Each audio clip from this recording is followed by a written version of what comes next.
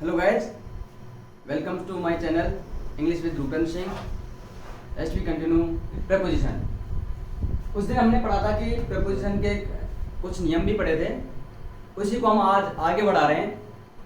आइए देखते हैं क्या होता है. देखिए हमने उस दिन पढ़ा था, लास्ट नियम था अपन का शायद ट्री वाला था, उससे आगे चल रहे हैं. अब बात करेंगे preposition n की. किसकी? preposition n की. किसकी भाई? इसका हिंदी में अर्थ होता है मैं. प्रेपोजिशन इन होता है जो क्या क्या बताता है, कैसे इसका यूज करते हैं, कहाँ कहाँ पर हम इसका यूज कर सकते हैं और किस कंडीशन में ये आता है. इन सारी चीजों को लेकर हम प्रेपोजिशन इन के बारे में विस्तार रूप से अध्ययन करेंगे. देखिए क्या क्या बताता है कि सबसे पहले तो बताता है ये पोजीशन. क्या बताता है? पोजीशन यानी कि किसी चीज की स्थिति.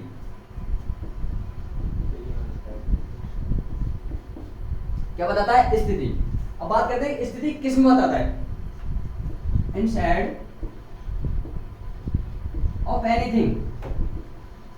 इनसाइड ऑफ एनीथिंग यानी किसी के अंदर. क्या बताता है? किसी में अंदर. ठीक है. अब जैसे बात करते हैं कि भाई किसी में अंदर कैसे बताता है सर, ये भी तो जानना जरूरी है ना. देखिए अब मैं मान चलो कि कोई रूम है, रूम में आप बैठे हो, मैंने कह दिया कि वो लड़के उस रूम में बैठे हैं, तो वो किसी के अंदर हुए ना. जैसे पेन है, इस पेन के अंदर रिफिल है, मैंने कहा कि इस पेन के अंदर रिफिल है, तो वो भी तो एक अंदर में हुई ना. इसीलिए कहा है कि इनसाइड ऑफ एनीथिंग यानी किसी के अंदर में किसी वस्तु की पोजीशन बताना, किसी व्यक्ति की पोजीशन बताना, किसी मटेरियल की पोजीशन बताना, वो क्या कहलाता है? इम्प्रोविजेशन. इम्प्रोविजेशन आता है. इसके लिए बात करते देखिए कैसे आता है. The book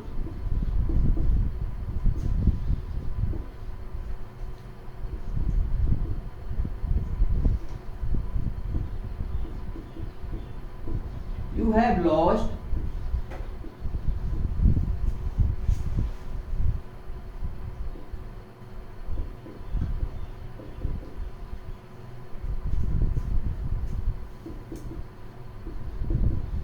in my bag.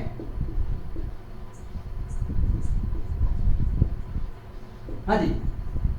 The book जो किताब, यू हैव लॉस्ट जो तुम खो चुके हो. कौन सी किताब? जो तुम खो चुके हो. विच एंड जो कि इज इन माई बैग, वो कहाँ पर है? मेरे बैग में. अब बैग में क्या है? हाँ देखिए एक डिफरेंस बताता हूँ मैं आपके लिए कि बीईजी और बीएजी इन दोनों में बहुत बड़ा डिफरेंस है. देखिए बीईजी माने होता है, आपने सभी ने लिखा होगा, उस टाइम चलते थे कि I beg to say that, respectfully I beg to say that. हमने बहुत सारे एप्लीकेशंस लिखे हैं, उन एप्लीकेशंस में इस बैग का उपयोग होता था. तो फिर इस बैग का अर्थ होता है प्रार्थना. क्या होता है? यानी किसी से प्रार्थना करना. ठीक है. लेकिन इस बैग का अर्थ होता है जो हम बस्ता ले जाते हैं ना, बैग जिसको थैला बोलते हैं, वो वाला. ठीक है. तो जो किताब है, जो किताब है तो वो किसमें? बैग में. अब कंडीशन क्या हुई इस किताब की कि वो किताब किसमें? इनसाइड ऑफ एनीथिंग यानी किसी के अंदर है. इसलिए हम यहाँ पर किसका प्रयोग कर रहे हैं?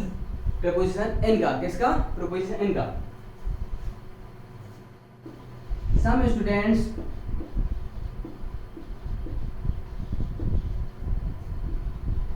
Are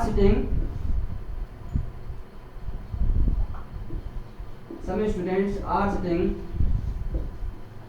in the classroom.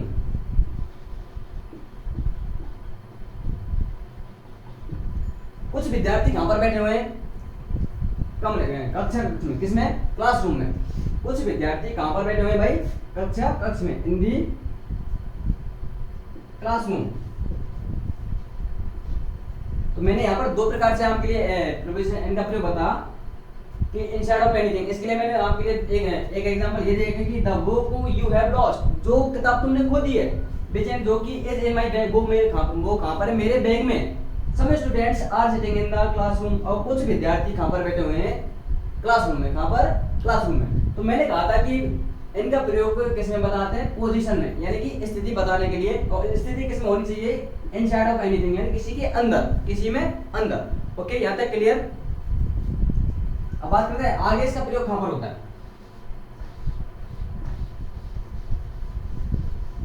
देखिए कॉन्सेप्ट बहुत अच्छा है इनके लिए। बहुत सारी बुकों में कुछ दे रहा है, कुछ और बहुत कुछ दे रहा है, पर आप टेंशन ना लें, आपके लिए मैटर वो मिलेगा जो कहीं पर नहीं मिलेगा, ठीक है। अब बात करें नेक्स्ट नियम क्या था इनके लिए, कि मंथ्स यानी कि महीने, ठीक है, ईयर और सीजन्स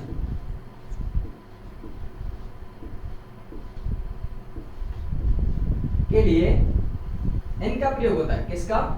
इनका प्रयोग होता है। मैंने कहा कि मंथ्स, ईयर एंड सीजन्स, इसके लिए किसका प्रयोग करते हैं? इन प्रीपोजिशन का प्रयोग करते हैं। अब कैसे करते हैं? देखिए मंथ्स कितने अपने इंग्लिश में? 12। कितने? 12। कितने सर? 12। बात करते हैं ईयर्स, तो देखो जब से ईस्वी से लिया तब से ईयर्स है, ठीक है, यह लिमिटेड है और तब तक चलेंगे जब तक सृष्टि है। मंथ्स लेकर कितने, हर एक साल में कितने मंथ्स आते हैं? 12 यानी कि 12 मंथ। अब बात करते हैं सीजन्स की, कि सर सीजन्स भी तो कितने आने चाहिए इंग्लिश में? तो अपने इंग्लिश में सीजन्स होते हैं 4। कितने? 4। अब बात करते हैं कि सीजन्स कौन कौन से? मंथ्स तो हमें सभी जानते हैं, ईयर्स भी सभी जानते हैं, जैसे 2000 हुआ, 3000 हुआ, 1997 कितना भी हुआ, 1947 हुआ, ये सभी ईयर्स हैं, ठीक है। अब बात करते हैं सीजन्स की, कि सर सीजन्स भी क्या होते हैं? देखिए सबसे पहले आता है इंग्लिश में स्प्रिंग। क्या आता है? स्प्रिंग मान होता है बसंत। क्या होता है? अभी कब से आती है? 21 मार्च से। कब से? 21 मार्च, ठीक है। अब इसके बाद कौन सी आती है? समर। कौन सी आती है? यानी कि ग्रीष्म में। ये कब से आती है? 21 जून से। इसके बाद आती है ऑटम, इसको बोलते हैं पतझड़। कौन सी? पतझड़, ठीक है। ये कब से आती है? 21 सितंबर। इसके बाद आती है विंटर। ये कब से आती है? 21 सॉरी विंटर को बोलते हैं शीत ऋतु, ठीक है। ये आती है 21 दिसंबर। अब बात करते हैं कि सर इनके आगे इन प्रोपोजिशन लगाए कैसे? हमने कहा है कि मैंने कहा आपसे कि मंथ्स, ईयर और सीजन्स के लिए इनका प्रयोग करते हैं, पर लगाएं कैसे ये भी जानना जरूरी है। देखिए इनके आगे किसका प्रयोग करेंगे? प्रीपोजिशन इनका। एग्जांपल देखते हैं।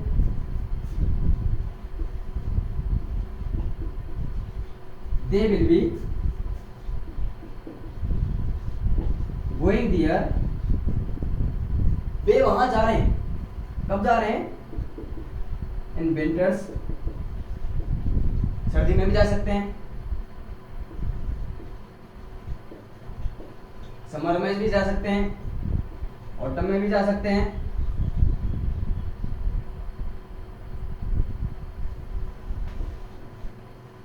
और बची कौन सी? स्प्रिंग, ठीक है।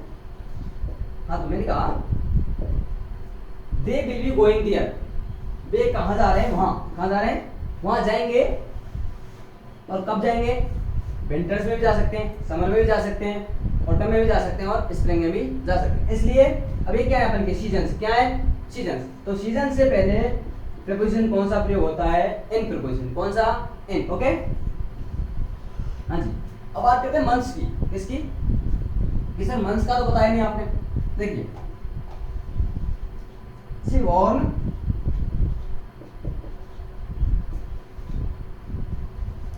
उसका जन्म कब हुआ? सी बॉर्न इन मई। कब हुआ? मई में। अब बात कर रहे हैं सर ईयर्स की। इंडिया गॉट फ्रीडम इन 1947। 1947। मैंने क्या कहा कि मंथ्स, ईयर और सीजन्स के लिए किसका प्रयोग करते हैं? इनका प्रयोग करते हैं। हमारे इंग्लिश में कितनी ऋतुएं होती हैं? 4 ऋतु होती है। पहली कौन सी है? स्प्रिंग होती है। सेकंड कौन सी होती है? समर होती है। थर्ड कौन सी होती है? ऑटम होती है। और फोर्थ कौन सी होती है? विंटर होती है। इन सभी के लिए प्रीपोजिशन इनका प्रयोग करेंगे, ओके। स्प्रिंग कब से चालू होती है? 21 मार्च से चालू होती है। ग्रीष्म कब से चालू होती है? 21 जून से चालू होती है। पतझड़ कब से चालू होती है? 21 सितंबर से चालू होती है। और शीत ऋतु कब से चालू होती है? 21 दिसंबर से चालू होती है। जिस प्रकार से कि they will be going there, कि वो वहां पर जाएंगे, कब जाएंगे? इन विंटर यानी सर्दी में भी जा सकते हैं। इनके आगे सभी के आगे इन प्रोपोजिशन लगा सकते हैं। समर में भी जा सकते हैं, ऑटम में भी जा सकते हैं और स्प्रिंग में भी जा सकते हैं, क्योंकि ये सीजन्स है। सीजन्स के लिए क्या आता है? प्रीपोजिशन इन। अब बात करते हैं कि सर मंथ्स के लिए कैसे लगाएं? किसी बोर्न इन मई, वो कब जन्मी?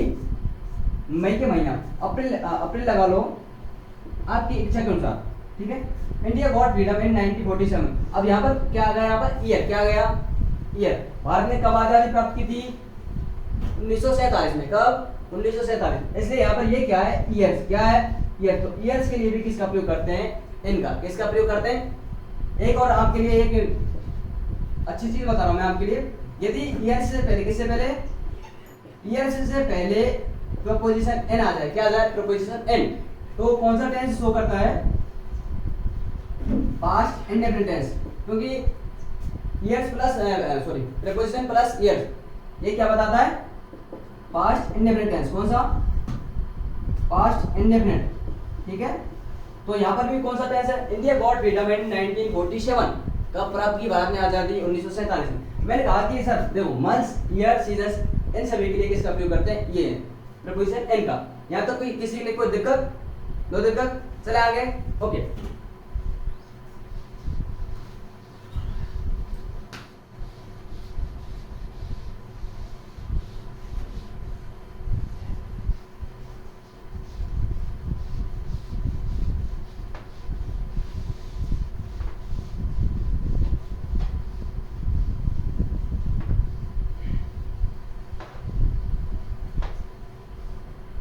देखिए नेक्स्ट यहाँ बनगा कि पार्ट्स ऑफ द डे। क्या? पार्ट्स ऑफ द डे यानी दिन के भाग। पार्ट्स ऑफ द डे यानी कि दिन के भाग। अब दिन के भाग या फिर चलो दिन के भाग लिख लेते हैं के लिए प्रीपोजिशन इन का प्रयोग करते हैं। किसका?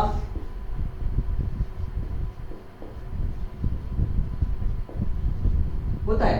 ओके, अब बात करते हैं पार्ट्स ऑफ डे कौन कौन से? पार्ट्स ऑफ डे कौन कौन से? देखिए मॉर्निंग हुआ अपन का, मॉर्निंग भी तो दिन का भाग है। आफ्टरनून हुआ, इवनिंग हुआ, नाइट हुआ, मिडनाइट हुआ, ठीक है। ये 24 घंटे में तो आते ना सभी, तो ये क्या आते हैं? दिन के भाग। इनके आगे क्या लग जाए? आर्टिकल द लग जाए। क्या लग जाए? Article the. तो प्रीपोजिशन कौन सा आएगा? इन। कौन सा आएगा? इन। ओके,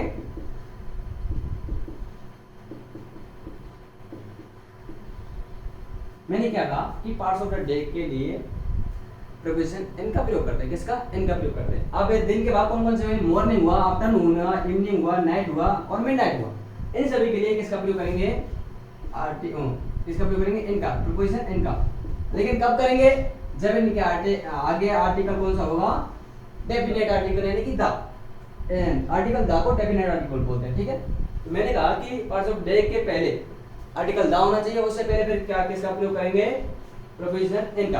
यहाँ तक क्लियर? लेकिन इनके अलावा भी तो कुछ भाग है दिन के वर्ड। देखिए सबसे पहला होता है डेवरेक, उसके बाद होता है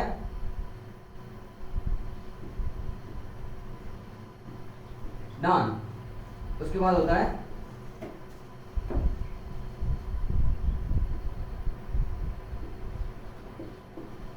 नून, उसके बाद होता है ईव, उसके बाद होता है डस्क, उसके बाद होता है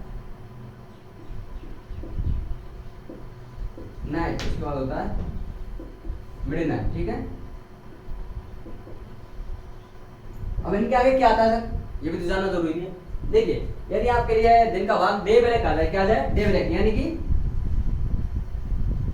प्रभात। ना दिन उगोई ना छिपो, दिन उगता है ना तो उससे जो लाली लाली सी होती है ना, तो उससे पहले का जो भाग होता है यानी कि जब चिड़िया चहचहाने लग जाती है तो उसको बोलते हैं डेवलप, ठीक है।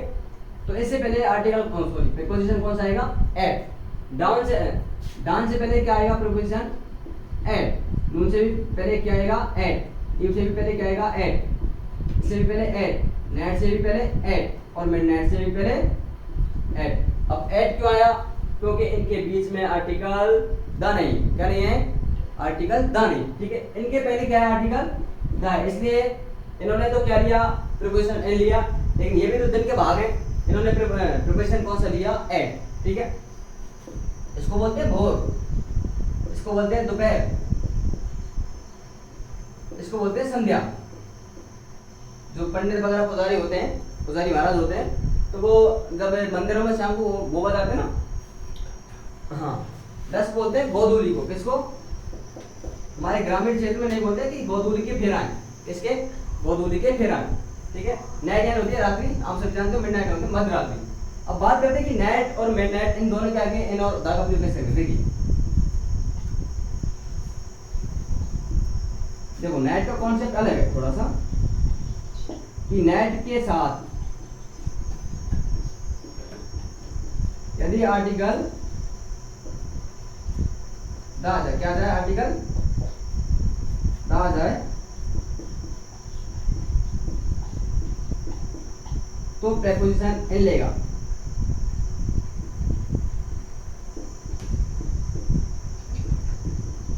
इन तथा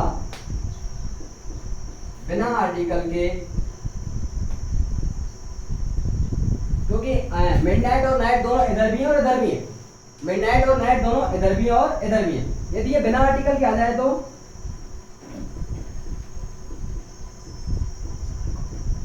प्रीपोजिशन एट लेगा, क्या लेगा, एट, ठीक है। Concept clear. देखिए मैंने कहा कि पार्ट्स ऑफ द डे के लिए प्रीपोजिशन इनका प्रयोग करते हैं, ठीक है। अब पार्ट्स ऑफ द डे कौन कौन से, मॉर्निंग हुआ, आफ्टरनून हुआ, इवनिंग हुआ, नाइट हुआ, मिडनाइट हुआ, ठीक है। इसी प्रकार से इधर भी ये पार्ट्स ऑफ डे, पहला कौन सा हुआ, डे ब्रेक हुआ, डान हुआ, नून हुआ, इव हुआ, डस्क हुआ, नाइट हुआ, मिडनाइट हुआ। लेकिन इसमें डिफरेंस क्या है कि ये तो क्या लेते हैं, आर्टिकल दा लेते हैं अपने साथ, ये अपने साथ कुछ भी नहीं लेते। इसलिए इनके आर्टिकल दा लेने से इनके आगे प्रीपोजिशन किसका प्रयोग करेंगे, इनका प्रयोग करेंगे, जबकि इनके पहले प्रीपोजिशन एट का प्रयोग करेंगे। एट का प्रयोग इसलिए करेंगे क्योंकि ये आर्टिकल दा नहीं ले रहे, ठीक है। Concept clear. अब बात करते हैं नाइट की। नाइट देखो सर, अब आप कहेंगे कि नाइट तो इधर भी आ रहा है और इधर भी आ रहा है, मिडनाइट इधर भी आ रहा है और इधर भी आ रहा है, इन दोनों कॉन्सेप्ट एक ही है। यदि इनके साथ आर्टिकल दा आ जाता है तो एल ले लेंगे, यदि आर्टिकल दा नहीं आता है तो एट लेंगे, ठीक है। Concept clear, okay. चलिए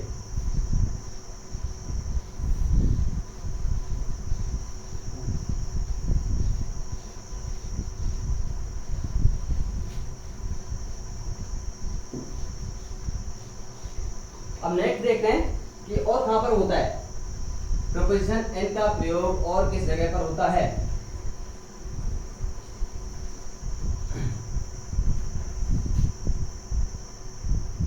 नेक्स्ट नेम है पेन,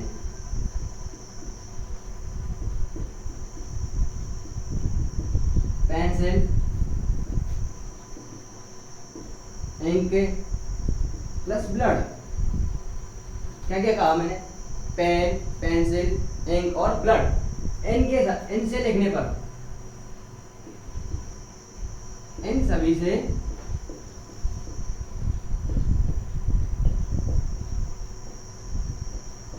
लिखने पर यदि ये अपने साथ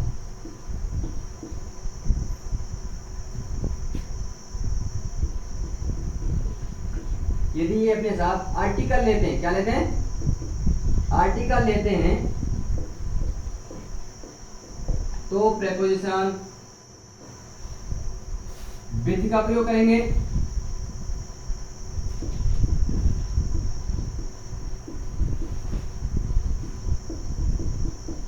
यदि ये बिना आर्टिकल के आते हैं, किसके, यदि ये बिना आर्टिकल के आते हैं, बिना आर्टिकल के आते हैं,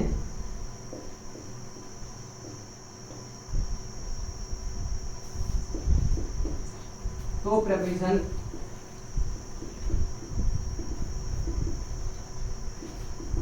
इन लेंगे।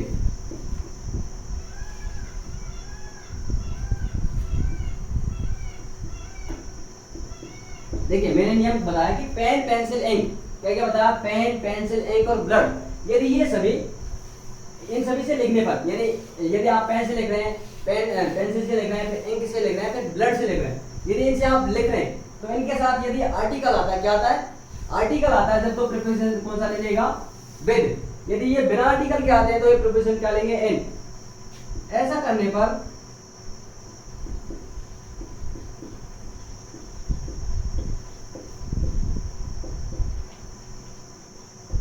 ये मैनर ऑफ राइटिंग बताते हैं, मैनर ऑफ राइटिंग बताते हैं।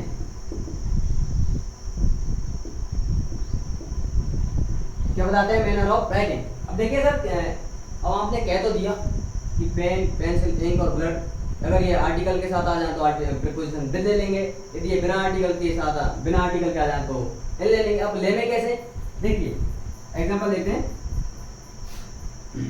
किसी road, she writes a letter, मैंने यहां पर क्या लिखा कि वो एक क्या लिख रही है, पत्र लिखती है, क्या लिखती है,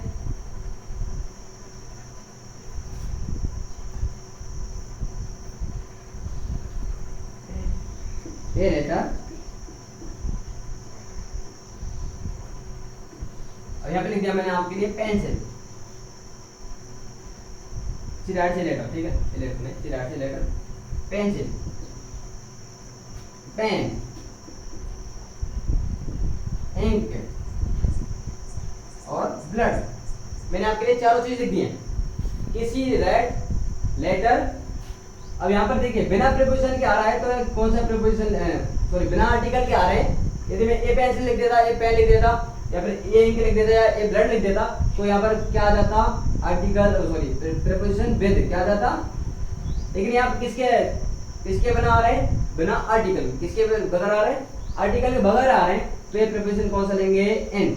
आई बात समझ में। मैंने कहा कि पेन पेंसिल इंक ब्लड ये सभी आए और अपने साथ आर्टिकल लें तो प्रीपोजिशन विद का प्रयोग करेंगे।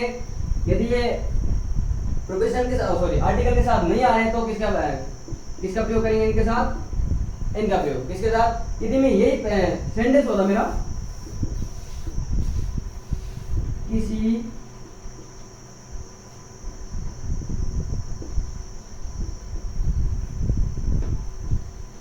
गुड लेटर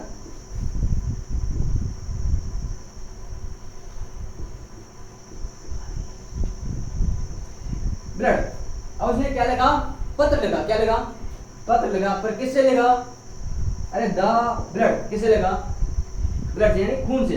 यदि यहाँ पर आर्टिकल द आ रहा है, यानी कोई आर्टिकल आ रहा है, ए एन डी या डेफिनेट आ रहा है, फिर इंडेफिनेट आ रहा है, इट इज डजंट मैटर। यदि इसके साथ, इनके साथ आर्टिकल आ रहा है तो प्रीपोजिशन किसका प्रयोग करेंगे, विद का, किसका, विद का। यदि इसके साथ आर्टिकल नहीं आता तो प्रीपोजिशन इन का।